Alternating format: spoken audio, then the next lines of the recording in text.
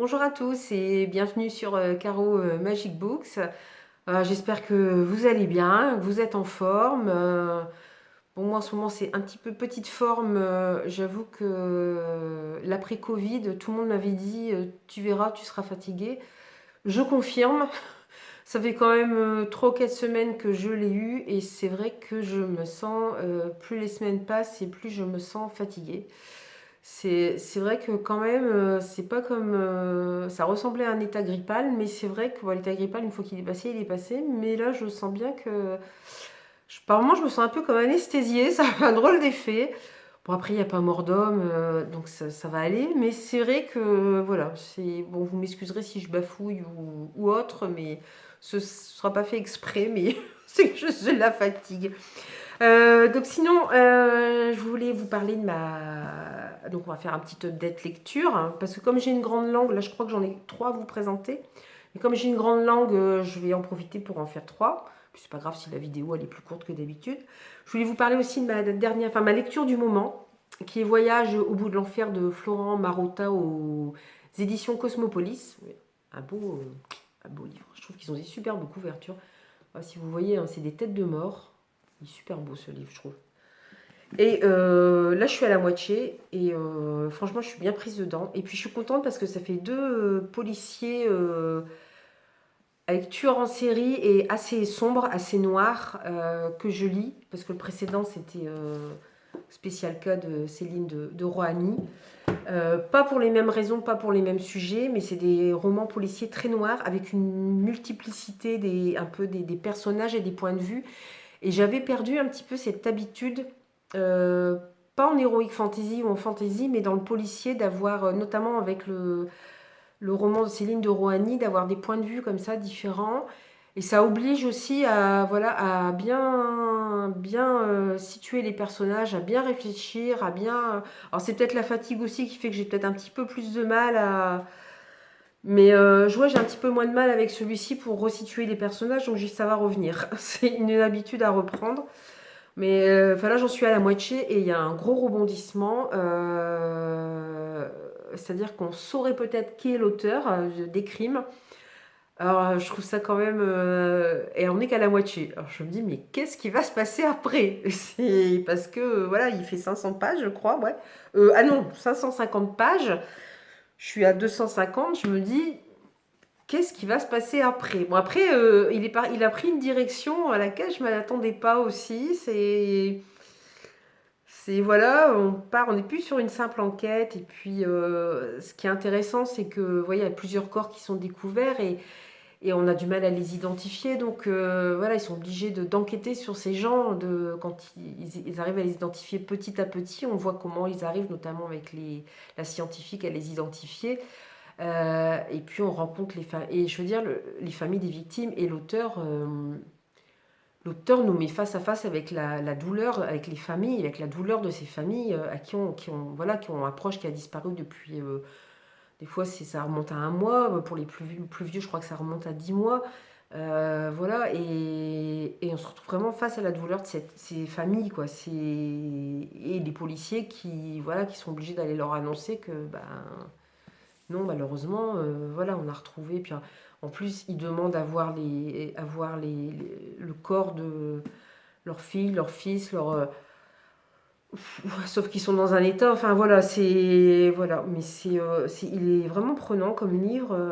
Voilà, c'est encore une autre façon, je trouve, d'aborder le policier, puisque voilà, on entre un peu dans l'intimité des victimes, de ces différentes victimes. On est avec les policiers quand ils recherchent une piste sur ces différentes victimes, ce qui pourrait les relier. Et puis, bah oui, face à la douleur des familles. Donc voilà. La suite. Donc je pense que d'ici à ce que la vidéo soit postée, parce que je les tourne en avance, comme qu'il y a une partie de la semaine où je travaille, je ne peux pas tourner. Je pense que j'aurai fini la prochaine fois que je vous ferai une vidéo.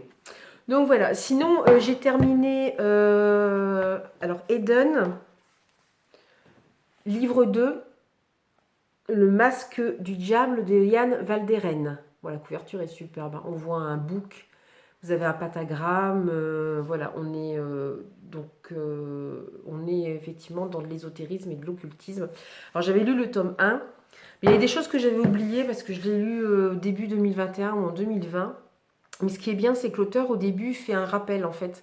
Ils sont deux flics, hein. Vous avez un vieux flic bourru, qui s'appelle Rémi, je crois, et vous avez une jeune flic qui s'appelle Erin, qui vient d'Irlande, hein, comme son prénom l'indique.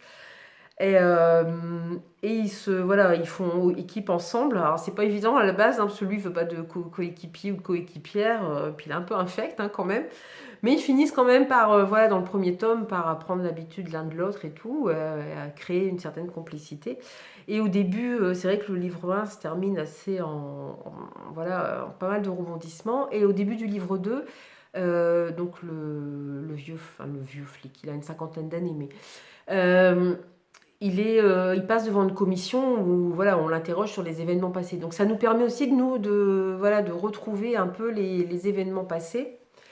Alors il faut savoir qu'Eden, on est dans le futur. Il y a plus, il y a quasiment plus de ressources naturelles.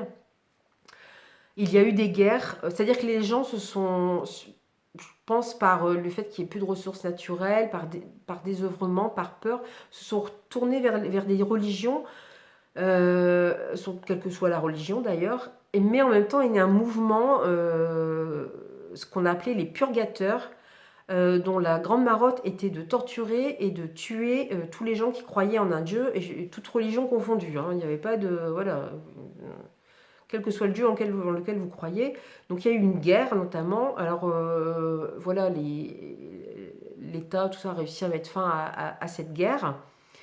Mais ça a laissé des traces, ce qui fait que à l'heure actuelle, dans le roman, il y a une résurgence effectivement des religions. Les gens sont encore plus tournés vers les religions, mais se sont tournés aussi vers des religions qu'on pourrait presque apparenter à des sectes, à des religions très anciennes qui peuvent, par exemple, on parle de l'Égypte ancienne, et à des religions où on se demande jusqu'où va la pratique du satanisme. Donc c'est parti dans le sens inverse, mais pas forcément que pour des bonnes choses. Donc on se retrouve, donc Eden, c'est une cité, c'est voilà, comme son nom l'indique, c'est la cité paradisiaque. Erin, qui vient d'Irlande, voulait, notamment pour fuir un passif familial assez lourd, voulait retourner à Eden. Enfin, voulait pas retourner, elle voulait vivre à Eden, parce que pour elle, c'était le paradis. Là-bas, il y a un maire qui est très charismatique, qui a fondé la cité avec un architecte de génie, et avec un troisième homme qui a trouvé une nouvelle source nouvelle source d'énergie. Encore que cette source d'énergie reste très mystérieuse. On ne sait pas vraiment d'où elle vient, on ne sait pas comment elle est. Voilà. Il y a beaucoup de mystères, je trouve, autour de cette source d'énergie. Mais du coup, ça fait de Eden un paradis, puisque c'est magnifique, les bâtiments sont magnifiques. Il y a de l'énergie, il y a des espaces verts. Enfin, voilà, c'est l'endroit où tout le monde rêve de vivre. Sauf que, évidemment, il y a le verre qui se cache dans la pomme. D'ailleurs, notre flic qui vit depuis plus longtemps, qui a peut-être toujours vécu à Eden, sait très bien que la corruption règne, et notamment dans les rangs de la police. Et lui veut faire tomber, il y a des mafieux, notamment, il veut en faire tomber un qui pratique, enfin, qui enlève des femmes pour les prostituer. Voilà, donc c'est son enquête à lui. Erin, c'est un peu différent. Elle veut aussi... bon, déjà, à la base, elle idéalise Eden. Un peu moins dans le second tome, mais dans le premier, qui s'appelle L'appel de la corneille, elle voit une corneille partout qui la suit. Et en fait, dans ce deuxième tome, on va avoir un grand développement de l'ésotérisme et de l'occultisme autour d'Erin. Alors, autant son collègue n'y croit pas, et elle sait très bien que c'est pas la peine qu'elle lui en parle parce qu'il la croira jamais, autant elle va faire l'expérience, elle va approcher des gens qui font effectivement partie de sectes sataniques, mais on se demande jusqu'à quel point est-ce que c'est bon, voilà, ça reste en petit clan et sans plus, ou est-ce qu'il y a vraiment une magie derrière? Erin a d'ailleurs des visions qui la hantent, elle a des comportements un peu par moments, enfin qui sont pas humains, donc c'est vraiment passionnant parce que l'auteur fait entrer le satanisme dans son histoire, l'occultisme, l'ésotérisme, la magie, mais aussi l'Égypte ancienne. On va aussi parler des religions vikings, enfin ouais, des croyances des vikings. Il y a d'ailleurs un homme qui tient une échoppe ésotérique. Alors c'est assez bizarre parce qu'il a un look un peu, je pense, pas d'un moine tibétain, mais un peu dans ce style-là, alors qu'en fait, il est de physique, il ressemble plus à un guerrier viking. Il y a d'ailleurs des tatouages et tout. Et il en a aussi la force, hein, c'est un peu, voilà, on trouve un peu voilà, le viking, mais en même temps, il pratique, faut être en paix avec son âme, voilà, il est même considéré comme un médecin en Inde, puisqu'il a suivi là-bas des cours qui font de lui un médecin, mais voilà, des médecines parallèles. Donc voilà, vous avez une galerie de personnages comme ça. Vous avez un gars qui pratique le satanisme, qui a un look très particulier, qui emmène Erin voir assister à un rite satanique. Sauf qu'elle est à moitié droguée, donc elle ne sait pas si c'est voilà, si ce qu'elle a vu est vrai ou pas. Elle fait aussi la connaissance d'une geek au look très particulier, un peu style cosplay manga, qui est une geek de génie, qui est très jeune, qui a un caractère incroyable, mais vraiment, voilà, c'est des personnages auxquels on s'attache. Il y a aussi le bleu de la bande, hein, c'est-à-dire le jeune flic qui débarque un petit peu, mais voilà, qui va jouer un rôle plus important aussi dans ce tome 2, et c'est vraiment, et c'était bien. Donc on a les deux personnages principaux, donc j'ai beaucoup aimé leur complicité et leur complémentarité. Et puis toute cette voilà tout ce côté, enfin moi j'adore tout ce qui est voilà les romans ou les bandes dessinées qui parlent d'ésotérisme et d'occultisme, j'adore ça. Donc là je veux dire pour le coup j'en ai pris plein la vue, j'ai vraiment été gâtée quoi, parce qu'en plus l'auteur aborde différentes cultures. Et c'est super intéressant parce qu'on sent qu'il s'est quand même documenté, il ne fait pas ça comme ça au pif. Voilà, donc c'est vraiment super intéressant de découvrir, de dire ah bah ça je le savais, ah bah ça par contre je le savais pas. Et oui, ça peut tourner comme ça et ça peut être utilisé comme ça. Il va même plonger au cœur de la religion chrétienne sur des choses qu'on ne connaît pas. Parce qu'il faut savoir que après, enfin, quand l'Église chrétienne a pris plus en plus de pouvoir, il faut savoir qu'il y a beaucoup de textes qui ont été soit détruits ou mis de côté voilà, pour que personne ne puisse les lire, ne puisse un jour les découvrir. Ce qu'on appelle notamment les textes apocryphes, c'est-à-dire qui ne sont pas reconnus officiellement par l'Église et qui n'apparaissent pas dans l'Ancien et le Nouveau Testament. Donc on va fouiller au cœur de ces... Mais pourquoi après tout serait-il différent de la Bible? Pourquoi est-ce qu'on ne les aborderait pas de la même façon qu'on aborde la Bible? Qu'on y croit ou qu'on n'y croit pas. Mais voilà, il y a toute cette enquête aussi sur les mystères voilà, des fondements de la religion chrétienne, mais pas que des fondements, mais aussi des anges déchus, enfin voilà, il y a vraiment plein de choses. On sent que en plus Erin a une connexion avec l'Égypte ancienne et toute la magie voilà, qu'on peut retrouver dans l'Égypte ancienne. C'est vraiment, mais c'est vraiment passionnant. Donc il y a cette enquête qui est menée contre un mafioso, hein, qui prostitue des femmes. Et en même temps, vous avez toute cette partie ésotérique et Erin comme c'est une non-initiée comme nous, bah, je veux dire, on est comme elle, on avance un peu à l'aveugle et comme elle, on apprend petit à petit. Donc c'est vraiment passionnant. Bon, à savoir que c'est le tome 2, il y aura forcément au moins un tome 3, voilà, ça se termine un peu... il y a une fin, mais ça se termine un peu sur un cliffhanger. L'histoire n'est pas finie. On n'en a pas fini non plus avec, je pense, avec le diable et consorts. Donc... Mais vraiment, voilà, j'ai beaucoup aimé parce qu'on a une enquête policière classique et puis on a quelque chose voilà, complètement fantastique à côté. Et c'est vraiment, je remonte la couverture. Alors, il y a un peu des reflets, mais la couverture est superbe. La couverture est superbe. Voilà, donc ça c'était pour Eden de Yann Valderen. Alors, pour oublier personne, je regarde sur ma petite fiche. Donc ça, c'est le livre que j'ai lu. Voilà. L'Empire d'écume. Voilà, donc c'est l'Empire d'écume, tome 1, La fille aux éclats d'eau. Alors c'est aux éditions Castelmore, mais c'est la collection Big Bang. Voilà, vous voyez, c'est pareil, la couverture est superbe. En fait, elle représente un phénix, puisque l'empereur a une canne sur laquelle s'enroule un phénix. Donc je pense que c'est sa canne, ou au moins son symbole qu'on représente. Déjà le titre m'avait interpellée parce que j'ai la fille aux éclats d'eau. C'est étrange comme titre quand même. Donc là on est encore dans de l'héroïque fantasy. Enfin là on est purement dans de l'héroïque fantasy. Je me suis dit, est-ce que c'est de la young adulte ou pas? Parce que moi j'ai eu une période de creux, voilà, le temps, quand j'ai eu les enfants, tout ça, je lisais toujours, mais je suis moi tenue au courant de l'actualité littéraire et il y a là une résurgence depuis plusieurs années de la fantasy, notamment dans ce qu'on appelle la young adulte. Moi j'ai lu beaucoup de dystopies, mais au bout d'un moment c'était trop. Il y en avait trop, ça finissait par être un peu redondant. La new romance, c'est pas trop mon truc. Là par contre, je sais pas si on peut le classer dans la young adulte parce que les personnages sont jeunes, enfin, quoique pas tous.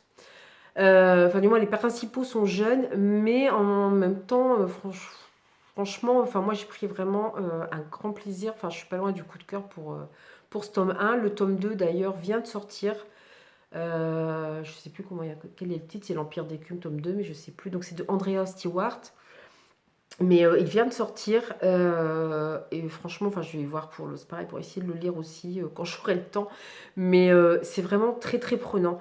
On va suivre. J'ai vraiment adoré ma lecture. J'ai vraiment. Je craignais un peu que ce soit trop young adulte et que ce soit pas trop ma came. Et en fait, j'ai vraiment pris énormément de plaisir à lire ce roman. Et en fait, on va suivre plusieurs personnages. Donc à chaque chapitre, c'est marqué un tel, une telle, voilà. Et donc on va les voir sur les différentes parties de l'Empire.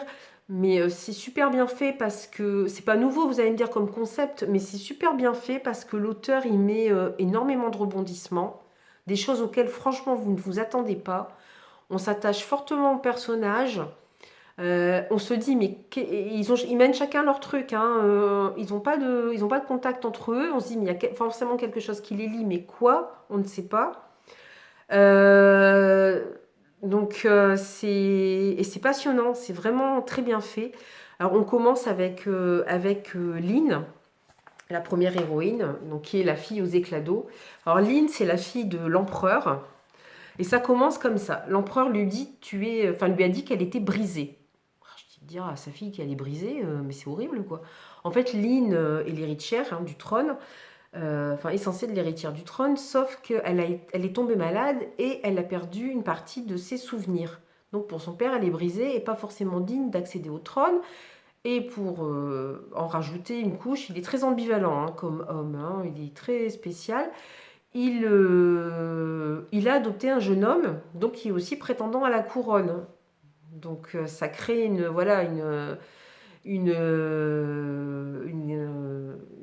pas une guerre, mais voilà, des altercations entre Lynn et je ne sais plus comment s'appelle l'autre jeune homme. Et elle veut à tout prix montrer à son père qu'elle est capable, parce qu'il leur fait passer des épreuves et il interroge à chaque fois sur son passé pour qu'elle retrouve son passé, tout ça. Et elle veut à tout prix prouver à son père qu'elle est capable d'être l'héritière. Donc elle va un peu faire des choses de son côté, tout ça, prendre des risques et tout. Et pour finir, je ne vous dis pas, là, je ne vais pas vous le dire bien sûr, mais je ne m'attendais pas du tout à cette fin. À ce dénouement. C'est pas la toute fin du livre, je ne m'attendais pas du tout à ce dénouement. C'est quand même. L'empereur. Waouh Il est. C'est ambivalent est un mot faible. On est quand même proche de la cruauté. Enfin, on n'est pas proche, on est en pleine cruauté quand même. En plus, alors, aux éclats d'eau, en fait, ça fait référence à la magie des eaux. Alors, j'ai pas trop envie de vous dire ce que c'est que la magie des eaux. C'est la première fois que je vois ce concept dans un livre. Pourtant, j'en ai lu des livres. C'est la première fois que je vois ce concept dans un livre. C'est pas ce du tout à quoi je m'attendais. Et ça a quelque chose de franchement effroyable, cette magie des eaux. Donc je ne vais pas vous le dire, je vais plutôt vous laisser, voilà, allez, faites votre curieux et allez voir ce que c'est exactement la magie des eaux, parce que je vous jure que c'est assez effrayant et il fallait quand même le trouver, ce concept, cette idée. Donc en même temps, on va suivre Jovis aussi, un jeune homme qui était un ancien navigateur, qui est devenu contrebandier et qui est obsédé par la disparition de sa femme. Elle aurait été emmenée, les gens l'auraient vu partir dans un bateau avec une voile bleue. Donc il cherche partout ce bateau. Il y a un moment d'ailleurs, il l'aperçoit, mais il n'arrivera pas à atteindre le bateau. Donc il va d'île en île et il essaie de retrouver son épouse. Alors il va se retrouver un petit peu affublé d'un compagnon auquel on ne s'attend pas du tout, mais qui va lui apporter beaucoup de choses. Et puis malgré lui, il va se retrouver... voilà, il va devenir un héros un peu malgré lui. Donc alors que c'est pas du tout son trip, quoi. Je veux dire, lui, à part retrouver sa femme, il n'y a rien d'autre qui l'intéresse. Il est assez égoïste d'ailleurs aussi. Enfin, on comprend qu'il va y retrouver sa femme, mais il a un comportement assez égoïste en même temps. Mais voilà, malgré lui, il va devenir un héros. Et c'est pareil, c'est un personnage auquel on s'attache. Et voilà, c'est très bien fait. Et puis il y a ce mystère qui plane aussi sur l'Empire d'Écume, c'est-à-dire qu'il y a alors je sais pas combien de temps, si c'est des siècles auparavant ou des années, il y a je vais pas retrouver le nom, il y a des gens qui ont régné, mais qui ont régné par la terreur. D'ailleurs, on retrouve dans les différents châteaux des îles ou voilà, le château de l'empereur, mais aussi dans un autre château, on retrouve des fresques qui représentent ces personnages qui ont régné sur l'Empire d'Écume et qui étaient apparemment de véritables tyrans, mais qui ont vraiment maltraité la population. Enfin, ça a été une période horrible. Et un autre peuple a réussi à les chasser. Et là maintenant, c'est une nouvelle dynastie, donc celle de l'empereur et de sa fille Line, la fille aux éclats d'eau, qui maintenant règne. Sauf que les gens en ont un petit peu marre de cette magie des eaux, d'une part. D'autre part, on découvre deux autres héroïnes sur une autre île. Alors c'est Falu et c'est Ranami, je crois, la jeune femme. Alors Falu, elle est la fille du gouverneur de l'île. Alors lui, le gouverneur, lui, vit dans son magnifique palais, où il fait que des fêtes, dans une richesse, et pendant ce temps-là, les gens crèvent de faim sur son île. Ils n'ont rien, ils crèvent de faim. Donc Falu et sa fille, sauf qu'elle, ce qu'elle aime, c'est combattre. Elle aime pas participer aux fêtes, elle aime pas porter des robes, elle aime combattre. Et elle est tombée amoureuse d'une jeune fille pauvre, Ranami, si je prononce bien son nom, qui, elle, veut à tout prix lui faire comprendre les conditions dans lesquelles vivent les gens sur l'île. Bon, Falu, on a un peu conscience, elle donne des pièces aux orphelins, elle les aide, mais elle ne se rend pas compte à quel point les gens vraiment souffrent. Et Ranami veut à tout prix lui montrer combien c'est difficile pour les gens. Et notamment, elle va lui faire rencontrer, spoil ou pas spoil, va lui faire rencontrer des rebelles. Enfin, on sent que la révolte gronde, hein. D'un côté, les gens qui en ont marre de l'empereur, de l'autre, sur cette île, voilà, le gouverneur est pas bien vu du tout, parce qu'il voilà, il appauvrit, il affame son peuple. Donc voilà, vous avez plusieurs histoires comme ça. C'est pareil, la fin est assez inattendue. La quête de Jovis aussi sera assez inattendue. Et nous allons enfin... Alors là, ça a été pour moi le plus mystérieux, enfin, le plus déconcertant. Je me suis dit, pourquoi on se retrouve sur cette île? Qu'est-ce que ça vient faire là-dedans avec des noms de personnages très étranges. Donc cette île, je crois je suis pas sûre qu'elle ait un nom d'ailleurs. Je sais plus. Et là, on découvre une femme. Encore au début, on ne sait même pas que c'est une femme, hein. Elle s'appelle Sable. Alors, ils ont tous des noms un peu bizarres, hein, comme ça, hein. Il y en a qui s'appelle Bambou. Enfin, je dis des bêtises hein, quand je dis Bambou, mais voilà, c'est des noms un peu de, vous voyez, d'objets, de choses, voilà, c'est... Elle s'appelle Sable et on se rend compte que son obsession, c'est d'aller cueillir des mangues. Et là, on se dit, mais c'est un peu bizarre. Et en grimpant sur un manguier, en fait, elle tombe. Et là, un peu comme dans ce que je vous avais, le livre dont je vous ai parlé dans une autre vidéo qui s'appelle Harmonie, elle va se rendre compte qu'il y a des choses bizarres sur l'île aussi. Elle se dit, mais un tel, il n'était pas là avant. Elle commence à... Voilà, elle trouve quelque chose, d'ailleurs, suite à sa chute, elle trouve quelque chose par terre qui a un rapport toujours avec la magie des eaux. Et elle décide d'essayer de parler aux gens, de leur dire, mais tu te souviens d'où tu viens, comment tu es arrivé ici? Mais les gens sont dans un brouillard, ils ne se souviennent de rien. Alors je ne vais pas en dire trop parce que c'est voilà, ça c'est petit à petit au fil des chapitres, on va découvrir, mais à la toute fin, là vous avez il y a un gros dénouement. Il y a voilà, parce qu'il y a aussi un aspect très politique dans ce livre, hein, puisque voilà, l'empereur est remis en question, un gouverneur sur son île. Voilà, les gens en ont marre. On comprend pourquoi quand on sait ce qu'est la magie des eaux. Et on se demande aussi son utilité. À la base, c'était pour lutter contre les anciens tyrans qui peut-être un jour reviendraient. L'empereur en est persuadé, un jour ils vont revenir. Est-ce que c'est vrai, est-ce que c'est pas vrai? Je pense qu'on le saura dans les prochains tomes. Est-ce qu'ils étaient vraiment des tyrans? Je me suis posé à un moment la question aussi, parce qu'ils sont représentés sur des fresques. Mais sur les fresques, sur des vieilles fresques, on les voit pas en tenue de combat ou en train de se battre. Enfin, ils ont plutôt l'air de prier ou de. Enfin, du coup, je me dis, est-ce que c'était vraiment des tyrans? Est-ce que c'était. Je me pose des questions aussi sur cet ancien peuple qui a régné, soi-disant, par la tyrannie. Voilà, il y a beaucoup de choses comme ça, sur lesquelles on se pose des questions. Donc, il y aura un dénouement à la fin, la rencontre de certains personnages. Et puis, boum, dans le dernier chapitre, vous vous retrouvez avec quelque chose, une chose à laquelle vous ne vous attendiez pas du tout, qui concerne Sable. Et là, on se dit, si elle quitte son île et qu'elle revient, ça va apporter de nombreux rebondissements. Et là, on n'est pas sorti de l'auberge. Ça va, déjà, ça pose énormément de questions, une fois encore, sur l'empereur. Ça pose vraiment beaucoup de questions sur lui et sur ce qu'il a fait et sur ce qu'il a pu faire aussi à des gens. Et ça pose toujours cette question aussi de la magie des eaux.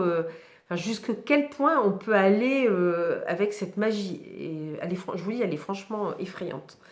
Donc vraiment, voilà, je vous conseille, hop, je vais essayer de vous remettre la couverture. Je vous conseille fortement, enfin franchement, moi j'ai vraiment, je crois que c'est ma lecture préférée du moment. Voilà, c'est l'Empire d'écume, donc le tome 1, puis le tome 2 est sorti, donc ça ne gâche rien. Je vais essayer, parce que comme je vous dis, j'ai toujours un laps de temps, au bout d'un moment, la vidéo coupe. Vous parlez donc de ma dernière lecture, qui est Spécial Cut de Céline de Rohani. Donc c'est ce que je vous disais. Ça a été réédité, ça a été repris par une maison d'édition, mais je ne sais plus laquelle. Et ça s'appelle De beaux mensonges, maintenant. Alors on comprend ce titre, on comprend aussi pourquoi ça s'appelle De beaux mensonges, quand on a lu le livre. Là, on a